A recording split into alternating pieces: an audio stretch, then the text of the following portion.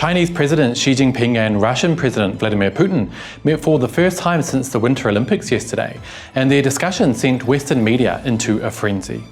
Also, have you guys seen the movie Minority Report, where the police use their pre-crime unit to apprehend criminals before they've even committed a crime? Well, it looks like the US government is taking its cues from Hollywood again, as it hopes to pass a piece of legislation allowing it to sanction China for invading its own territory, despite no invasion having taken place. Let's get reporting. Hello, 大家好，欢迎回到外媒看中国，我是安博然。Hey you guys, welcome back to Reports on China. I'm Andy. Chinese President Xi Jinping met with his Russian counterpart, President Vladimir Putin, in Xi's first overseas trip since COVID began nearly 3 years ago. The two held a discussion on the sidelines of the Shanghai Cooperation Organization summit in Uzbekistan. But Western media and pundits are honing in largely on just one part of the dialogue, where President Putin said he understands China's questions and concerns over the Ukraine crisis, which is apparently the first time they've ever heard that China isn't a warmonger, despite China saying openly and clearly every single time that they've been asked that they do not support conflict. The New York Times said, Vladimir Putin, in a meeting with Xi Jinping, said Moscow understood that China had questions and concerns about the war in Ukraine, a notable admission that Beijing may not fully approve of Russia's invasion. The BBC ran with Putin-Xi talks. Russian leader reveals China's concern over Ukraine. Max Seddon from Financial Times asked his 350,000 Twitter followers, Putin tells Xi Jinping that Russia understands your questions and concerns about Ukraine. Does that mean China has some? Kurt replied, yes, Max, they've stated so several times. You chose to ignore it because it's inconvenient to the China supporting Russia narrative. I'm baffled that journalists don't see why China obviously wouldn't support breakaway states and foreign interference. Think about it. Kurt's right. China has been absolutely and unequivocally clear since the very beginning of the conflict. It's just that Western media have continually chosen not to listen. On February 24, the day Russian forces entered Ukraine, Foreign Ministry spokesperson Hua Chunying said, "We should pursue common, cooperative and sustainable security for all countries. The legitimate security concerns of all sides should be respected and resolved.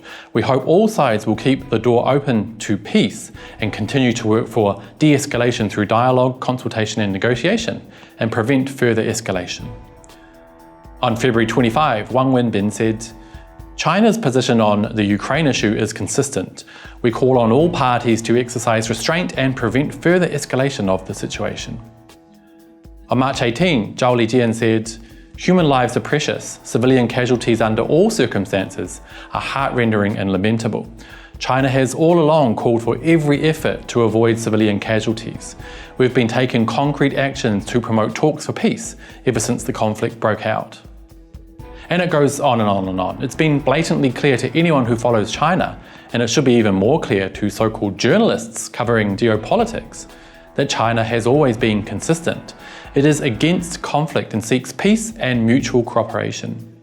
So Putin's comments should absolutely come as no surprise, and the very fact that Western media and pundits are taken aback by this really just goes to show that they're working with a blindfold covering one eye. I would suggest any journalist covering geopolitics, and especially China, to keep up to date with the regular press briefings by China's foreign ministry spokespeople. You can even find an English translation of the entire briefings on the same day the briefing takes place. There really is no excuse to be this out of touch, you guys. Please do better. In other news, 2 US senators are seeking to pass a new Taiwan policy bill that ultimately aims to smash the past 40 years of US-China relations in one move.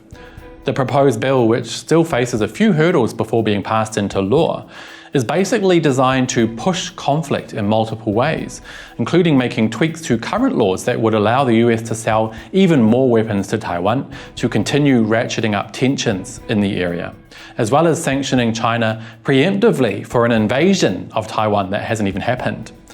Tom Fowdy summed it up really well in his tweet. The US is proposing to sanction China for a hypothetical invasion of what is legally recognized by the UN, its own territory, and also acknowledged by the United States itself as such as well. There's just so much hypocrisy and malicious intent by the US here that it's off the scale.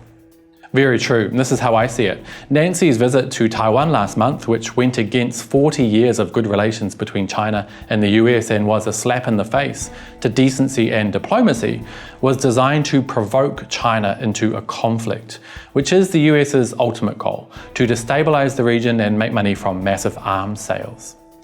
China did not take the bait, instead opting for diplomatic retaliation, which no doubt annoyed Washington to no end. Now the US government has been forced to push China even harder, this time taking cues from the movie Minority Report, where a draconian pre-crime unit determined people were guilty of a crime well before any took place. But as Tom Feldy put it above, even if Beijing was forced to enter Taiwan militarily, which it does not want to do, it would be entering its own territory since Taiwan is recognized internationally as part of China, with the US, the UN and most countries in agreement. The proposed Taiwan Policy Bill is nothing but a last-ditch attempt at ramping up conflict with China, the only country in the entire world that's well placed to challenge US hegemony. It's going to be an interesting few years ahead, you guys. So what do you think? Are Western media really that ill-informed about China? And will the proposed Taiwan Policy Bill become law? Let me know what you think down below, and don't forget to hit like and subscribe if you haven't already. See you guys next time.